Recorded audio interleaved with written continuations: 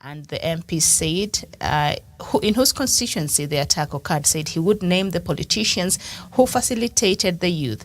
He himself has been implicated by police in planning the chaos when he denies. So he's saying, yes, those attacks were planned, but I'm not the one who did it, but I will avail the names and, to the investigative authorities of those who actually did this. What do you make of, these new revelations? Yeah, thank you very much, Miriam.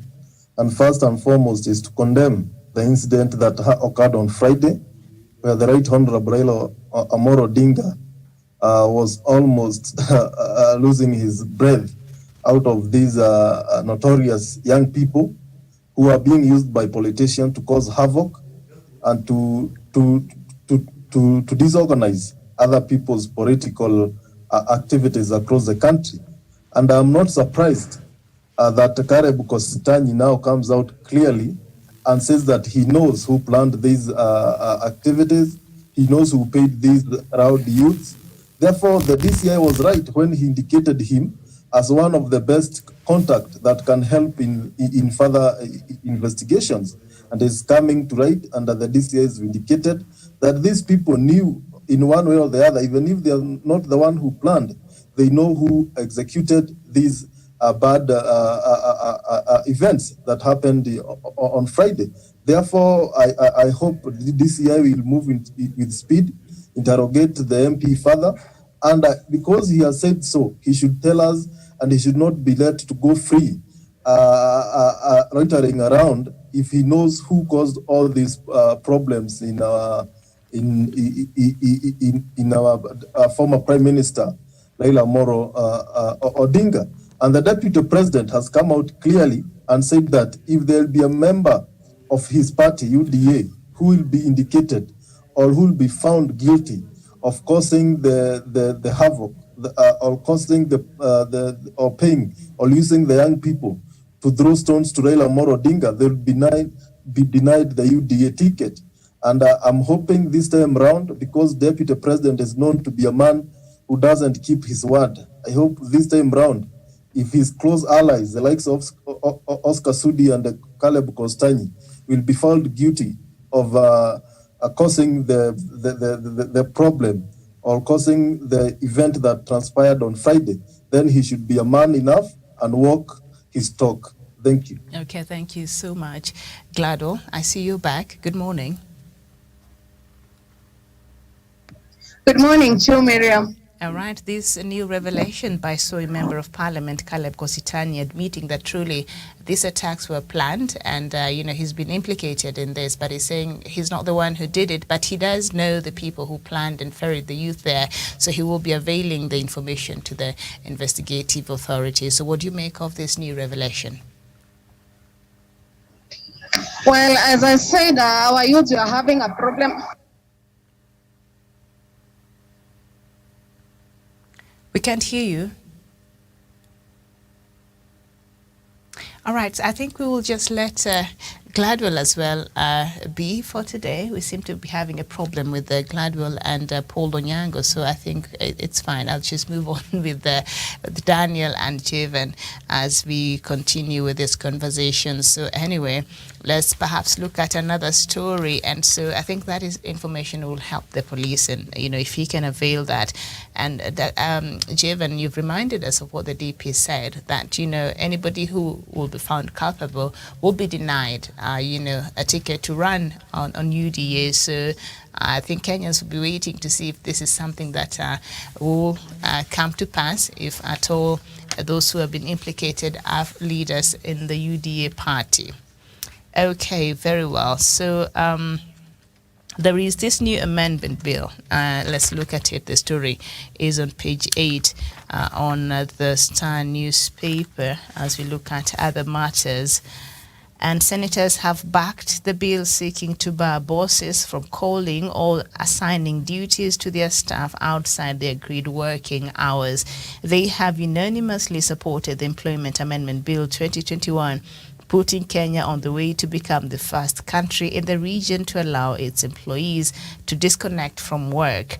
The lawmakers argued that most employees have been forced to work around the clock, including odd hours, as a result of phones and emails from their bosses giving them assignments. This, they said, has led to fatigue of the workers as they can no longer rest or have quality time with their families. Technology has led to employees being called late at midnight, and yet some of them are non-essential staff. Most of these issues have led to breakdown of families and lack of quality time, Nandi Senator Samson Cherelgei said, and as a result of bosses calling their juniors at odd hours, Cherelgei said many families have been broken. So Cherelgei is in a mission to save a lot of families that have been broken because of bosses or the office calling you at home when it's not even working hours. What do you make of this new bill, Daniel? Miriam, I believe it's a good bill. However, I really doubt if it's going to be effective, because if you were to ask a random question to any employees around, or maybe friends or colleagues, how many times their bosses call them outside working hours, you'll be surprised that actually very few actually called outside working hours. So I believe instead of maybe pushing such a bill, we will be maybe having a bill that maybe like the one which actually reduces maybe the penalty on help. We will have a bill which actually, like the one that actually did away with the statutory papers that are required before people get employed. Those are bills that will have had an impact on a big number of individuals. But this other one, I think, is a matter of common sense, even for bosses, knowing that maybe from a particular time to this particular time, I should not call my employees on work-related matters. And I believe very few bosses actually do so. And if we have bosses who call maybe their employees outside working hours, then they have a certain kind of relationship with them. They must have cultivated a cordial kind of relationship in that even when they call them during outside working hours, they know it could be maybe work-related or not, most probably work-related. So to me, I don't think it is a high-impact bill that perhaps we should give much essence, but nonetheless, it is good. So that is my fair opinion on it. But I would really have hoped that he will have channeled such energy to actually maybe promote a bill that would have impacted a bigger thing on the interest of workers and other Kenyans who are maybe in the labor industry. I submit. Okay, very well. So he continues to say that when your boss calls you at night, especially if it is of the opposite gender, you might need to give a proper explanation to your spouse as to who that person is. He held, let us learn to disconnect from work after working hours. The bosses should not have a leeway after working hours unless it is essential. Your take, Javan. Thank you. Thank you very much, Miriam, for that. And I think this law is only applicable where we have bosses or managers who are rough or who overload their workers with a lot of job.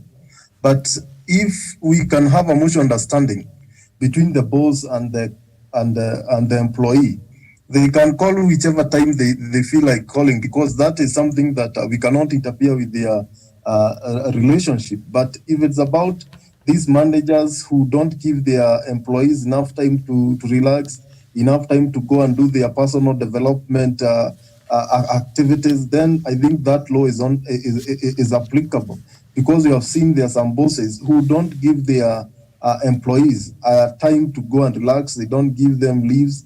They don't give them extra coin when they work for extra hours. Therefore, I think this law should also consider those kind of parameters, because we have people maybe who want to make an extra coin, and they have no problem even working after the stipulated time, maybe to add some coins in their pocket. I think this law is not as effective as it looks, because at the end of the day, It is between the boss and the employee to understand on how they will work, because we know that there are some companies where you can even work from home, and I think you can deliver on the duties or the goals that you have been given by your boss without really having so much strain. Therefore, I think it will depend with the kind of corporate or the company that that will be affected by this law.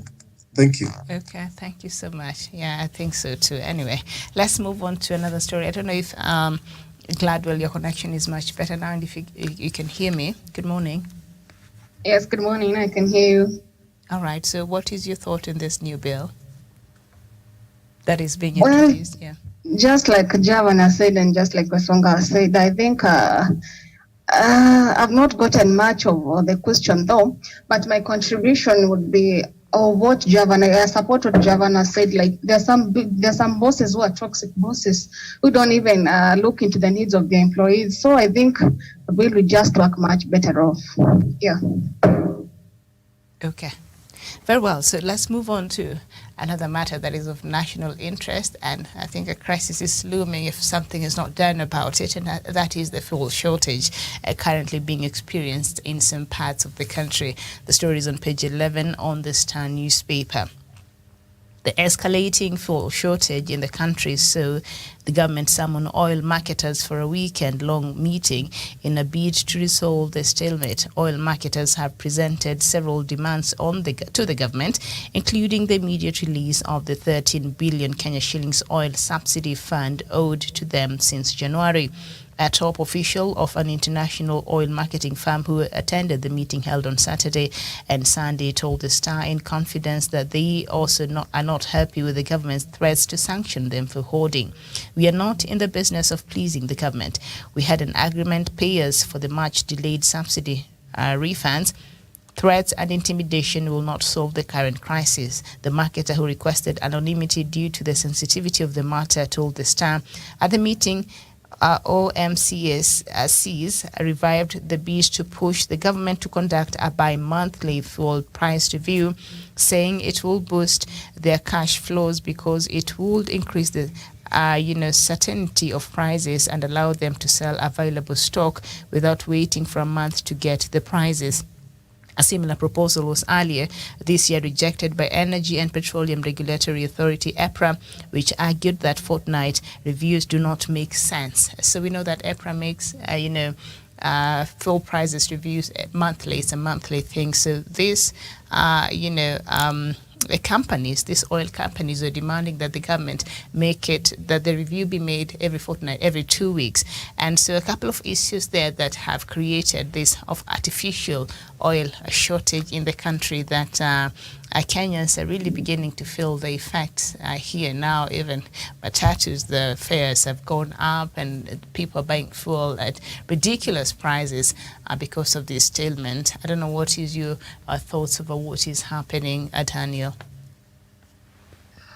Miriam, I believe that, these are hitch that could be avoided if maybe the relevant government agencies could actually work in coordination with the oil marketers in the country so that we do not have this delay in their payment. Or amounting to all that amount in billions, in that these guys are actually contemplating rather to maybe sell oil to our neighboring countries and not us. Because whatever is happening right now is not that by the virtue that we have oil shortage in the country. If anything is to go by, then we are told that we have enough oil to take us for the next 3 years. And we actually have even oil tankers which are actually taking anchorage at the port of Mombasa, which means that we have more than enough. But the problem is the working relations between the various government agencies and the independent oil marketers. That is why we are seeing this hoarding happening. And the hoarding is actually what is sending the prices up. So my plea will be on the government and the leadership of the country to prevail upon the relevant departments, the relevant offices, to actually fast track and make sure that these oil marketers are paid their subsidy, their monies, And therefore, from there, we can actually be able to have these people release oil to the various fuel stations, and we can have Kenyans fuel their cars and have these prices in terms of fares and oil pump prices going down. But otherwise, I think it's a good idea also that we have the reviews being done in fortnights, so that with that we can be able to have flexible prices over time, adjusting with the prevailing economic conditions. Because sometimes, Miriam, I also do not find sense where the economic maybe situation has at least lessened down, but still you are you're being forced to pay high fuel prices, or maybe you are paying lower fuel prices, whereas economic times have actually also gone up a bit. So I think with the frequent reviews, maybe in 2 weeks' time, it will make the prices a bit flexible, which makes it adjustable as per the inflation or maybe the economic times of the day. So it is a noble idea that perhaps if such a proposition could be taken into consideration, then it will be a reprieve to the taxpayer, also a reprieve to the government, which actually collects taxes through fuel. And therefore, it's a win-win. It could be a win-win situation for all. I submit. Okay, thank you. And this is what EPRA is saying. Of course, the body that is mandated with the price review every monthly on a monthly basis. And the regulator argued that the current monthly review ensures price certainty and gives enough time to react to any increase or decrease more effectively. So they're saying if you put it, twice a month, that might come with some effect. So the monthly one allows for, enough time for the market to react and to respond to the increase or the decrease of the prices effectively. And the government uses the fuel cargoes imported between the 9th and 10th of a month. So that is how it has been working to set the prices that are in place up to the 14 days of the following month. So it is a whole thing that might, if EPRA, from where they're standing, if that could be reviewed and changed and now allow it to be twice a month, that could affect some other factors that are related to that. But anyway, Chairman Karanja, your thoughts on the oil, the artificial oil shortage that is being experienced in the country right now? Yeah, thank you very much, Miriam. And I think Kenya is not a unique country in the world suffering this shortage. It's something that is globally, it's something that maybe between the war that we are experiencing between Russia and Ukraine. I think these are some of the repercussions or the after effects of that war. But I think, Miriam, in this country, people are using social media to bring all the kind of the artificial shortage to some extent, because this thing was not in this country, but other countries were experiencing the shortage. But Kenya started trading these hashtags that this country is suffering low fuel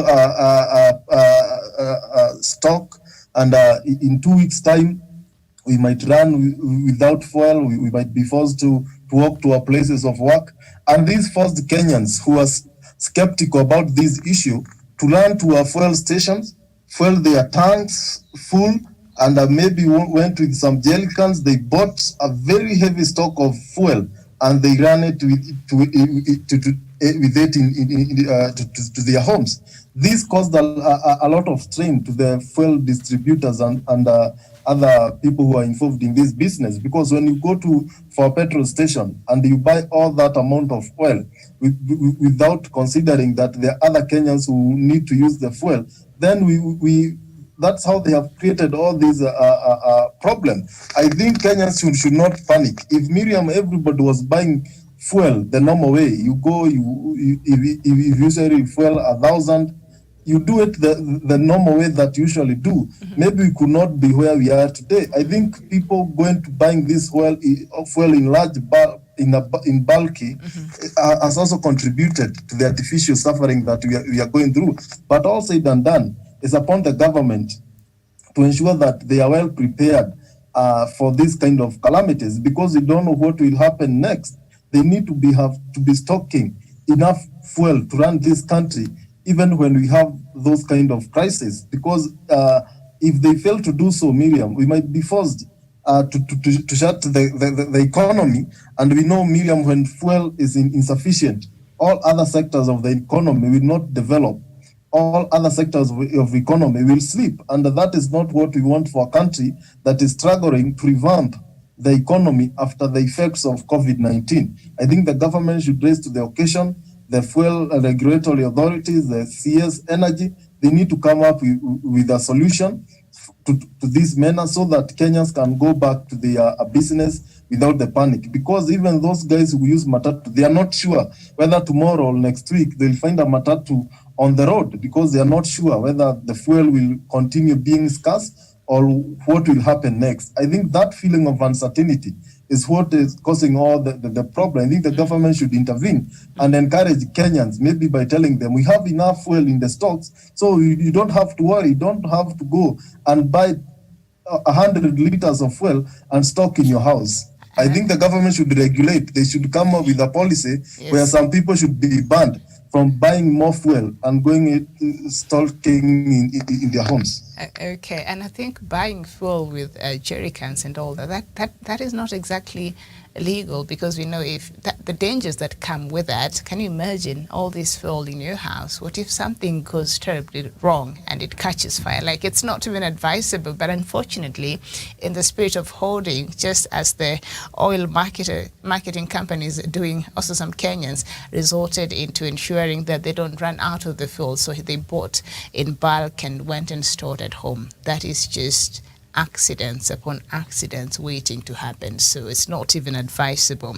And however, the Kenya Pipeline Company said that there are adequate fuel stocks and ruled out the possibility of a shortage. But there is a shortage, okay, and it is an artificial shortage. And a Kenya Pipeline Company would like to confirm that there are ample stocks of petroleum products in our system throughout the country to meet demand. KPC Managing Director Macharia Irungu said on Saturday, and Andrew Kamau, the Principal Secretary, Ministry of Petroleum, said on Sunday that the inadequate stocks at petrol stations is due to panic buying, just as Jevan, there you've rightfully put it, as motorists react to news of shortages. This is a run on the stations. Supply is not the issue, it is the panic buying. So Jevan, you hit it right, on the point there. Thank you so much, Daniel. Just your take on that before we move on.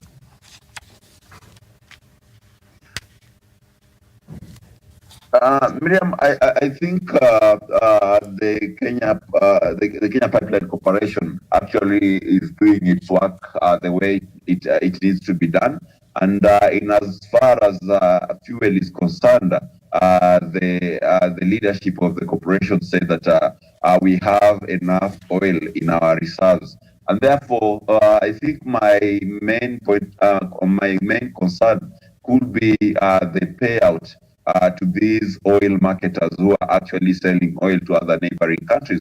Because you realize that in Uganda, we do not have oil shortage. In Tanzania and in Rwanda, Burundi, and Congo, we do not have, even in South Sudan, we do not have oil shortage. But it's only here in Kenya. So I believe it's a small misunderstanding, Miriam, which if we sort it quite appropriately, then even by today afternoon, we'll be having people buying oil from the convenient petrol stations with at a much lower price than the hiked price that we are seeing right now because of the shortage that is occasioned by the hoarding that is happening across the country. So to me, I think, Miriam, we need to address the core issue here, which is the payment of the monies in terms of subsidy, which is owed to the oil marketers. Once that is done, I believe, or maybe once the government is able to settle and maybe craft a way forward with these marketers, then we shall be able to have the fuel prices going down and oil being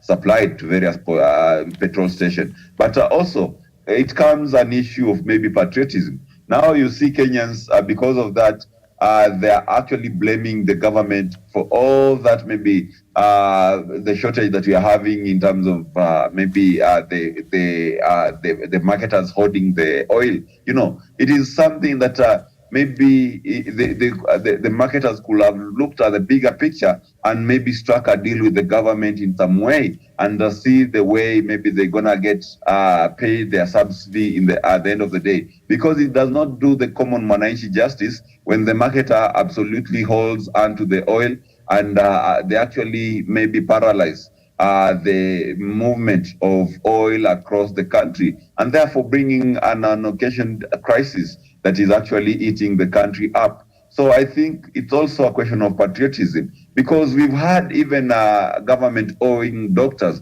we have had government owing even civil servants in various capacities, in various government departments. They go on strike, but they can only strike for so long as it doesn't maybe paralyze the country to a certain level.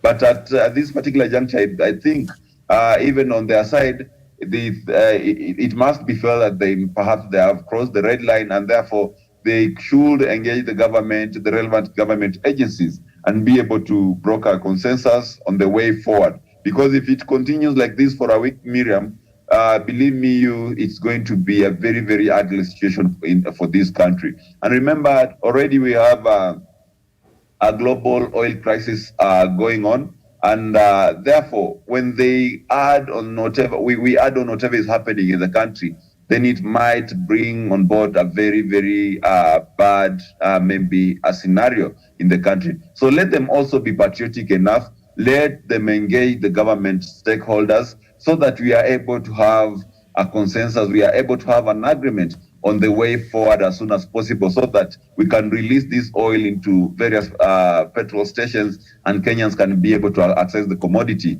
at a very, very favorable price, Miriam. I submit. Okay, thank you so much, and hopefully something will be done very soon. The stakeholders can continue with the talk so that this is resolved, and we do not want our lives being disrupted. We're just getting back into the groove of everything after COVID. So Kenyans are really, we don't want any disruption. So hopefully they will take care of that. Let's turn our attention now to page 15 on the Standard newspaper. Early marriages, teen pregnancies linked to students skipping KCPE. Concern has been raised over the increasing number of students who fail to sit the Kenya Certificate of Primary Education examination despite registering. An analysis of the just released 2021 exam reveals that 11,523 candidates failed to sit the test. This may be a drop from the 12,424 who failed to sit the test in 2020, but the trend is nevertheless worrying stakeholders. In 2019, at least 5,530 Standard 8 candidates missed the examination. Players in the education sector are demanding to know why so many candidates are missing the exam, with the situation being worse in last 2 years. Some experts now have blamed it on registration of candidates, which is normally done before the examination. We need the register candidates during the examination year, not a year before the scheduled time of the test. There is a likelihood that some candidates may drop out of school due to pregnancies or early marriages, among other factors. Kenya Union of Post-Primary Education Teachers, KUPPET, Secretary General Mr. Akelo Misori now has said so. 11,523 candidates who registered for 2021 KCPE did not sit. Should this worry us? 11,000 plus? Jivan? Yeah, this is worrying. It's devastating that 11,000 young girls didn't sit for the exams for reasons that maybe we are not sure about, but most likely early marriages, teen pregnancies are some of the reasons at the top of the table that indicate that they might not have sat for their exam because they are carrying these burdens.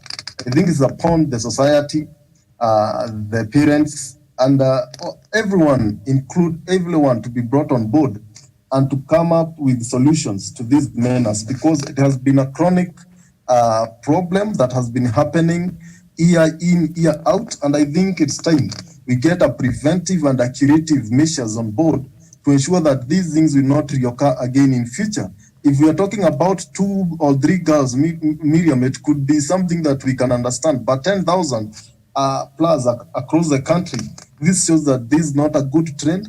Something needs to be done. And also upon the men, because these girls, they don't impregnate themselves. They don't get these pregnancy like that one of Mary, the mother of Jesus.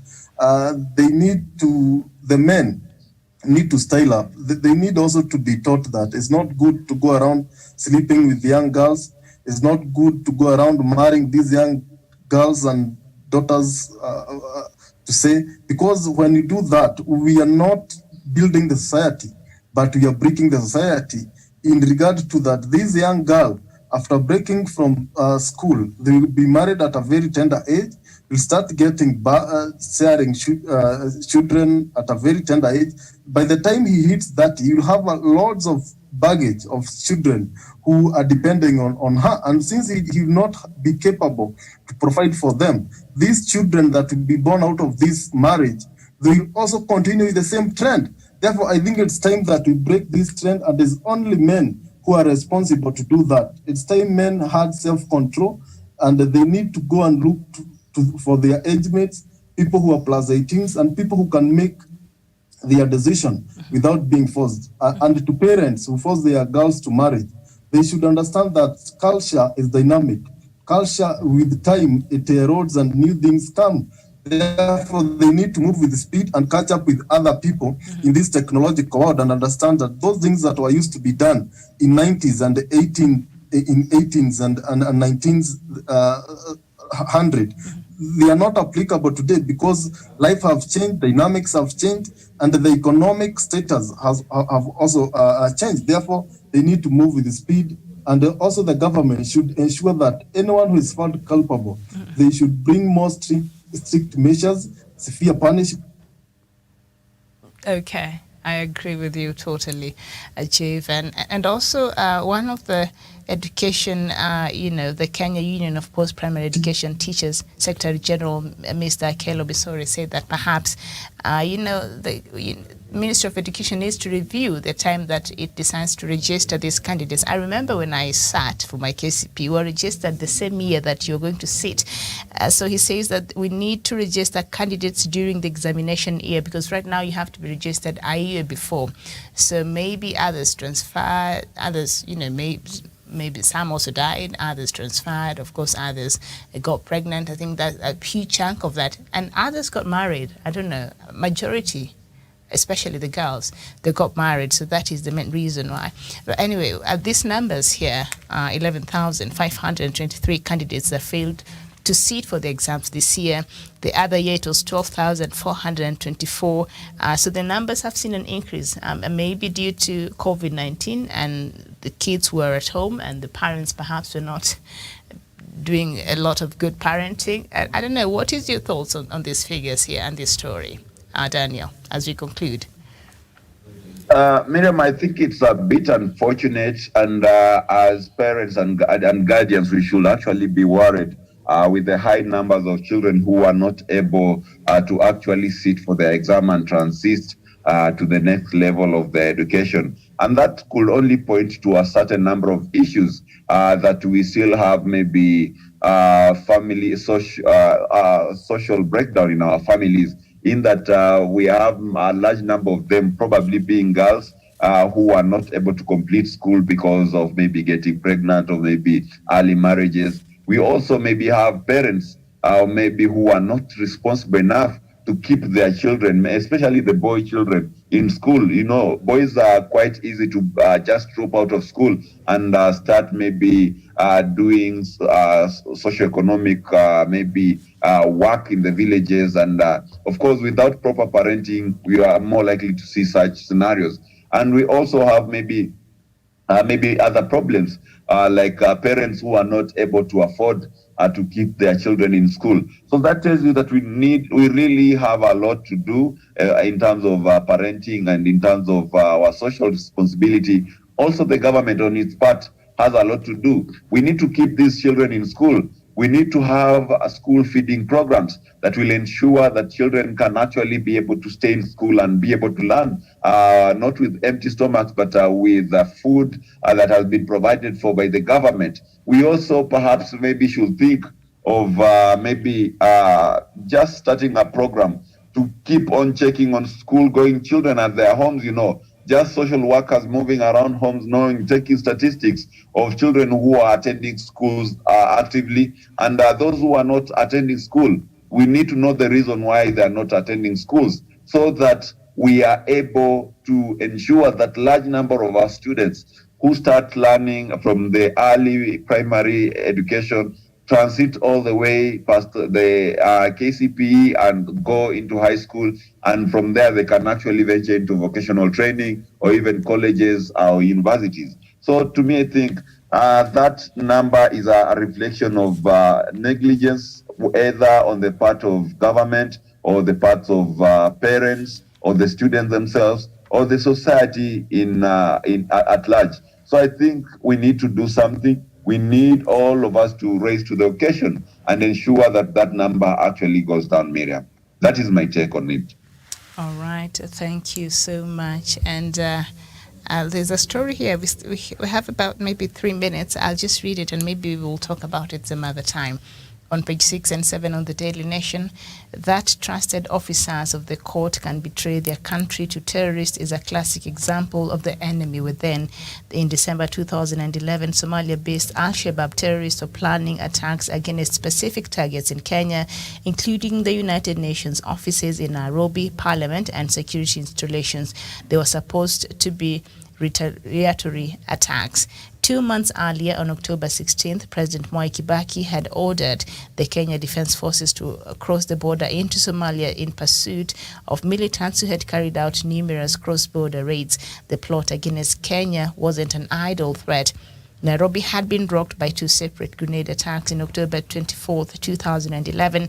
The twin blasts, which came less than 24 hours of each other, were not initially considered terror attacks. After all, there had been no claim of responsibility. The last time the country had witnessed a terrorist attack was August 9, 1998.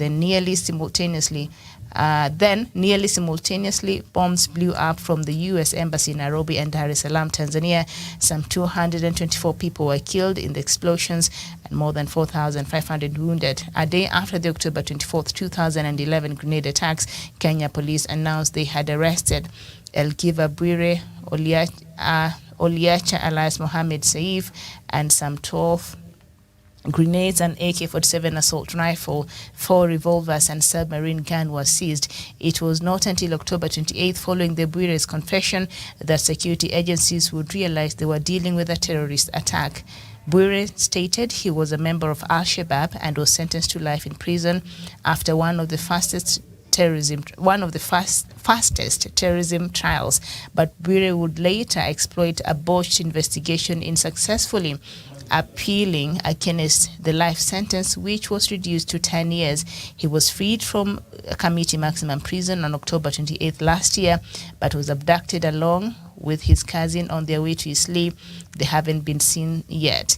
Amid accusations he had been seized by security agents, the Directorate of Criminal Investigations placed a bounty of 10 million Kenya shillings for Bwire's capture, accusing him of plotting reprisal attacks, and it continues. So, Thabit, in brief, after the arrest of Thabit Jamaldin Yahya, or Al-Hijja fighter, there were attempts by the group to have him released on a reduced bail account. And of course, central to this plan was a lawyer name withheld for legal reasons. A confidential Al-Hajir source told the monitoring group that the lawyer had in the past secured the release of Somali-based Al-Hijja fighters and other members by fundraising to bribe members of the Kenyan judiciary. Knowing very well that these were terrorists and this was a Kenyan lawyer, the report cites a confidential audio recording of the lawyer dated February 16, 2030, which archived with the UN, in which the lawyer refers to Thabit as a good leader that had shown proficiency in gathering intelligence. A Kenyan High Court judge, it is reported, had agreed to grant Thabit a reduced bail after receiving the bribe. I don't know whether I should be worried. the judiciary, maybe a quick comment, and it's a long story, and I'm not, just a minute, Javan. It reads like a novel, but unfortunately, this is the threat that we live in.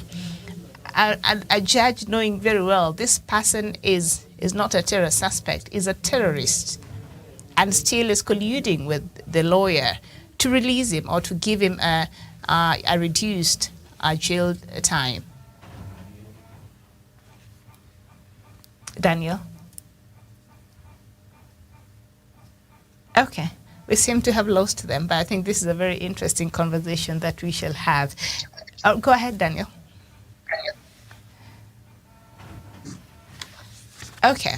I think we've lost them. We thank you so much. This is a conversation that we will spend time in looking at and talking about, because I think this is a very important issue, and the lack of patriotism that we keep talking about here, and our very broken moral fabric, and lack of just love for the country, and look at where sometimes it can get us. Thank you so much. This has been Good Morning Africa. Thank you, Daniel Wesonga, Javan Karanja, and of course we could not engage with Gladwell Kiragu and Paul Onyango this morning. They had a bit of technical hitches on their parts, but hopefully in our next broadcast they can join us. My name is Miriam Mugutu. This has been Good Morning Africa. Good morning.